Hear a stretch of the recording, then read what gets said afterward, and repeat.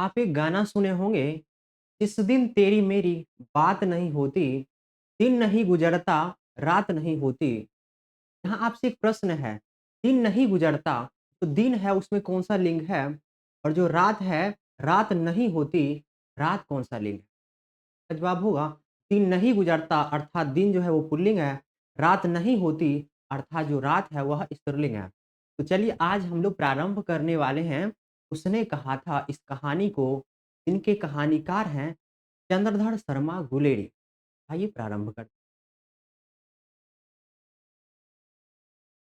देखिए, लिखा हुआ है, बड़े-बड़े शहरों के इक्के गाड़ी वालों की ज़बान के कोड़ों से जिनकी पीठ छिल गई है और कान पक गए हैं, उनसे हमारी प्रार्थना है कि अमृतसर के बम्बू काट वाले की बोली का मरहम लगावे। इसका मीनिंग समझते हैं, इसका अर्थ क्या है समझ बोल रहे हैं कि बड़े-बड़े शहरों के बड़े-बड़े शहर दिल्ली हो गया, दिल्ली के सड़कों पर आप चल ही नहीं पाइएगा, इतना ज़्यादा भीड़ होता है, बहुत भीड़ होता है। मतलब कि थोड़ी-सी जगह चलने में ही आपको बहुत ज़्यादा परेशानियाँ देखने को मिलेगा। तो बोल रहे हैं कि बड़े-बड़े शहरों के इक्के गाड़ी वालों की, इक्के मतलब घोड़े से खींची जाने वाली जो गाड़ी होते हैं, ठीक है? बोल रहे हैं, इक्के गाड़ी वालों की ज़बान के कोड़ों से मतलब जो घोड़े से खींचे जाने वाली गाड़ी को चलाने वाले जो लोग होते हैं बड़े-बड़े शहरों में, वो ऐसे-ऐसे बात करेंगे, ऐसी गंदी गाली-गलौज जैसे बातें करते हैं। जैसे आगे अगर मान लेते हैं कि वो गाड़ी चला रहे हैं, ठीक है? सामने अगर आप आ गए तो गाली-गलौज से ही बात करते हैं। एकदम भद्दी और गंदी गाली देते हैं, आगे से हटाने के लिए। तो बोल रहे हैं बड़े-बड़े शहरों के इक्के गाड़ी वालों की ज़बान के कोड़ों से जिनकी पीठ छिल गई है, मतलब उनकी गाली-गलौज से जिनकी पीठ छिल गई है और कान पक गए हैं, उनसे हमारी प्रार्थना लेखक बोल रहे हैं उनसे हमारी प्रार्थना है कि अमृतसर के अमृतसर पंजाब का एक शहर है ना अमृतसर, अमृतसर के बम्बू काट वालों की बोली का बम्बू काट वाले बम्बू मतलब बाँस होता है, काट मतलब गाड़ी, बाँस का बना हुआ जो गाड़ी होता है, वैसे 2 पहिया से चलने वाली जो गाड़ी होती है उन्हें भी हम कह देते हैं बम्बू काट। तो बोल रहे हैं कि बम्बू काट वालों की बोली का मरहम लगावे। यहाँ पर 2 चीज़ें बताया गया है। एक तो बताइए जो बड़े-बड़े शहर हैं, वहाँ के गाड़ी वालों की बोली कैसी है? दूसरा अमृतसर के नाम से ही अमृत, अमृत यानी कि उनके आवाज़ में ही थोड़ी-सी मिठास होगी। अमृतसर के लोगों की बोली और बड़े-बड़े शहरों के लोगों की बोली में क्या अंतर है, ये बताया गया शुरुआत में। शुरुआत में ये बता रहे हैं कि बड़े-बड़े शहरों के लोगों की जो बोली होती है, लोगों की बोली अर्थात जो गाड़ी चलाने वाले लोग होते हैं, उनकी जो बोली होती है, उनमें करवाहट होती है, झुँझलाहट होती है। कहने का तात्पर्य गाली-गलौज जैसी बातें करते हैं। लेकिन वहीं अमृतसर के लोगों की, अमृतसर के गाड़ी वालों की जो बोली होती है, उनमें मिठास होती है। आगे देखिए क्या बोल रहे हैं, जब बड़े-बड़े शहरों की चौड़ी सड़कों पर घोड़े की पीठ को चाबुक से धूनते हुए इक्के वाले इक्के वाले यानी गाड़ी वाले कभी कभी घोड़े के नानी से अपना निकट संबंध स्थित करते हैं। घोड़े के नानी से अपना निकट क्या करते हैं? बोल रहे हैं इक्के वाले कभी जब बड़े-बड़े शहरों की चौड़ी सड़कों पर घोड़े की पीठ पर चाबुक से धूनते हुए इक्के वाले कभी घोड़े की नानी से घोड़े की नानी से अपना निकट संबंध स्थित करते हैं। कहने का मतलब गाली-गलौज करते हैं। घोड़े की नानी से अपना संबंध स्थापित करने का तात्पर्य यह है कि वो गाली-गलौज से बातें करते हैं। आगे बोल रहे हैं, कभी राह पर चलते पैदलों की आँखों के ना होने पर तरस खाते हैं। अब मान लेते हैं कि वो कहने का मतलब बड़े-बड़े शहर की अभी बात हो रही है, 2 शहर की बात होगी। एक तो बड़े-बड़े शहर, दूसरा होगा क्या अमृतसर। दोनों में तुलना किया गया है। जो बड़े-बड़े शहर के गाड़ी वाले लोग हैं, जब उनके रास्ते में कोई व्यक्ति आ जाते हैं, तो वो क्या बोलते हैं? अंधे हो क्या? दिखाई नहीं देता है क्या? इस तरह से बातें करते हैं। वही बोल रहे हैं, कभी राह चलते पैदलों की आँखों के ना होने पर तरस खाते हैं। तरस खाने का तात्पर्य ये है कि वो तरस वास्तव में वो तरस नहीं खा रहा बल्कि उसपे व्यंग कर रहे हैं। अंधे हो क्या? दिखाई नहीं देता? इस तरह की बातें करते हैं उन पे। अब आगे बोल रहे हैं, कभी उनके पैरों की उँगलियों के कोड़ों को तीथ कर अपने ही को सताया हुआ बताते हैं। जैसे मान लेते हैं कि रास्ते में कोई आ गया, उसका पैर छिला गया मान लेते हैं गाड़ी से, तो उनको बोलते हैं क्या मतलब वो मतलब ऐसा बोलते हैं कि वो दिखाई नहीं देता है क्या? कैसे चलते हो कि मतलब गाड़ी से आपका पैर छिल गया, मतलब खुद को दोषी नहीं दिखाते बल्कि आगे वाले के व्यक्ति को, मतलब जो आगे वाला व्यक्ति है उसी को दोषी दिखाते हैं, ऐसा करते हैं।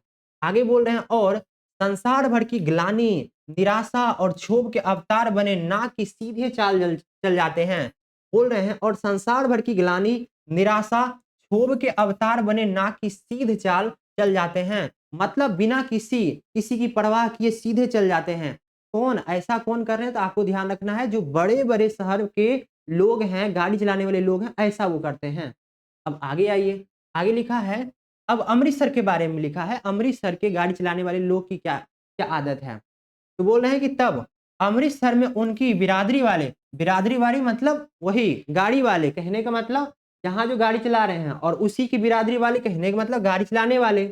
अमृतसर में उनकी बिरादरी वाले मतलब गाड़ी चलाने वाले तंग चक्कर, बोल रहे हैं कि तंग चक्करदार गलियों में मतलब घुमावदार गलियों में हर एक लड्डी वाले के लिए हर कर सब्र का समुद्र उमार कर। यहाँ तक समझिए, यहाँ तक क्या बोले, जैसे कि मान लेते हैं कि अमृतसर का कोई गाड़ी चलाने वाला लोग है, तो एकदम आराम से चलते हैं, सब्र कर कर चलते हैं, अगर सामने आते हैं थोड़ा रुक कर चलते हैं, और हर एक से क्या बोलते हैं, बोल रहे हैं कि बचो खालसा जी, बचो खालसा जी, यानी कि बोल सकते हैं जो सिख भाई होते हैं ना, उसी को बोलते हैं बचो भाई जी, बचो खालसा जी, इस तरह का बोलते हैं। बचो खालसा जी, हटो भाई जी, ठहरना भाई, आने दो लाला जी, हटो बाछा मतलब हटो बच्चे, करते हुए सफेद फेटू मतलब कि जो फेटो का मतलब पगड़ी, जो सफेद पगड़ी बांधे हुए लोग होते हैं वहां के, ऐसे लोगों को, खच्चरों को, बत्तखों कहने का मतलब जो बकरा है उसको बोलते हैं बत्तखों को, गन्ने और खोमचे और भारे बालों के जंगल में राह खेते हैं। मतलब कहने का तात्पर्य ये है, एक तरफ आपने देखा शहर के जो बड़े बड़े शहर हैं, ऐसे शहर के गाड़ी चलाने वाले की बोली, और दूसरा अमृतसर के गाड़ी चलाने वाले की बोली में क्या अंतर है। जो अमृतसर के गाड़ी चलाने वाले लोग हैं वो सब्र करके अगर सामने आते तो रुक कर उन्हें बोलते हैं कि हट जाइए भाई साहब, इस तरह से एकदम मिठास के साथ बोलते हैं। वहीं जो बड़े शहर वाले लोग हैं ऐसा नहीं करते हैं, बल्कि वो गाली गलौज अथवा व्यंग कसकर बातें करते हैं। आगे आइए क्या लिखा है, क्या मजाल है कि जी और साहब बिना सुने किसी को हटना पड़े, मतलब एकदम प्यार से बातें करते हैं फिर उसे हटाते हैं, गाली गलौज नहीं करते हैं। कौन, अमृतसर के लोग। यह बात नहीं है कि उनकी जीभ चलती ही नहीं है, ऐसी बात नहीं कि वो बोलते नहीं है, बोलते हैं, लेकिन चलती है, बोलती है, पर मीठी छुरी की तरह चलती है, मीठी छुरी की तरह महीन मार करती है, मतलब प्यार से बातें करते हैं। और अगर यदि कोई बुढ़िया बार बार चेतावनी देने पर भी लीक से नहीं हटती, अगर कोई बुढ़िया है उनको बार बार चेतावनी दे रहा है कि हट जाइए, फिर भी वो नहीं सुनती है, तो उनसे क्या कहते हैं अमृतसर के लोग, क्या कहते हैं, तो उनकी बचनावली की ये नमूने, मतलब वो कैसे बातें करते हैं, बचनावली कैसे बात करते हैं, तो गाड़ी वाले कैसे बोलते हैं, हट जा जीने जोगिए, हट जा कर्मा वालिए, हट जा पुत्तान प्यारिये, बच जा लंबी वालिए। समष्टि में इसका अर्थ क्या है, तो लिखा है तू जीने योग्य है, तू भाग्यों वाली है, पुत्रों को प्यारी है, लंबी उम्र तेरे सामने है, तू क्यों मेरे पहिए के नीचे आना चाहती है, बच जा। इस तरह का प्यार से बातें करते हैं कौन, अमृतसर के गाड़ी वाले। आइए आगे, ऐसे बम्बू काट वालों ऐसे बम्बू काट वालों के बीच में होकर एक लड़का और एक लड़की चौक की एक दुकान पर आ मिले। तो बोल रहा ऐसे बम्बू काट वालों के बीच में होकर एक लड़का और एक लड़की चौक की एक दुकान पर आ मिले। उसके बालों और इसके ढीले सुथने यानी कपड़े से जान पड़ता था कि दोनों सिख हैं, मतलब उनके बाल बाल से और उनके कपड़े से दुपट्टे से ऐसा मालूम पड़ रहा था कि वो दोनों क्या हैं, सिख थे। इस तरह का सुथने से जान पड़ता था कि दोनों सिख हैं। वो अपने मामा के केस धोने के लिए दही लेने आया था मतलब लड़का लड़का किस लिए आया हुआ था, हाँ, वह अपने मामा के केस धोने के लिए दही लेने आया था। जो लड़का था, यहाँ पर ध्यान दीजिए, ऐसे बम्बू काट वालों के बीच में होकर एक लड़का और एक लड़की चौक की एक दुकान पर आ मिले। एक दुकान पर आकर मिलते हैं और एक लड़का जो है, लड़का किस लिए आया हुआ है दुकान पर, तो मामा के केस धोने के लिए दही लेने आया हुआ था। और यह रसोई के लिए, यह मतलब वह जो लड़की है, लड़की आई हुई है रसोई के लिए बढ़िया लेने के लिए। दुकानदार एक परदेसी से गुथ रहा था, बहस कर रहा था, बातचीत कर रहा था। तो शेर भर गीले पापड़ों की गड्डी को गिने बिना हटता ना था। मतलब दुकानदार और परदेसी था, दोनों में आपस में अलग ही बहस चल रहा था। वो बोलता था बिना हम इस पापड़ को गिने नहीं जाएंगे। ये चल रहा था परदेसी और दुकानदार के बीच। और बीच में कौन आ गए? लड़का और लड़की। लड़का आया था मामा के बाल धोने के लिए, क्या लेने के लिए? दही लेने के लिए। और वहीं लड़की रसोई के लिए रसोई के लिए लेकर आई थी, रसोई के लिए आई थी बढ़िया लेने के लिए। ऐसा है। अब आगे देखिए, अब दोनों आपस में दुकान पर मिलते हैं तो पहले बोलना स्टार्ट कौन करेंगे, लड़का या लड़की? आप बोलेंगे लड़का ही बोलेंगे। तो लड़का बोलते हैं तेरे घर कहाँ है, लड़की से पूछती है। और लड़का बोलता है तेरे घर कहाँ है? तो लड़की बोलती है मगरे में। लड़की क्या बोलती है जी? मगरे में।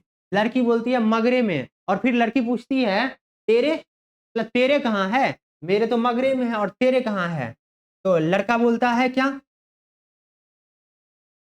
लड़का बोलता है मांझे में। अच्छा ये क्या था, बॉय? लड़का।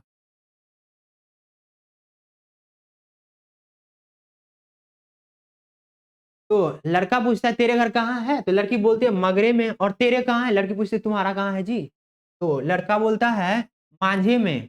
और फिर लड़का पूछता है कि कहाँ रहती है यहाँ, मतलब अमृतसर में कहाँ रहती है तुम? तो वो लड़की बोलती है अतर सिंह। ऐसा ये लिखा हुआ कि अंतर सिंह है? एक बार चेक कर लीजिए। अतर सिंह है, ठीक है। तो लड़की बोलते अतर सिंह की बैठक में, बैठक मतलब घर में। कहाँ बोले? अतर सिंह की बैठक में, घर में रहती हूँ। और वे मेरे मामा होते हैं, मतलब अतर सिंह हमारे मामा हैं। तो मामा जी के हम घर में रहते हैं। तो ऐसा बोल रहे हैं। लड़का पूछा तेरा घर कहाँ है जी? तो बोलते हैं मगरे में।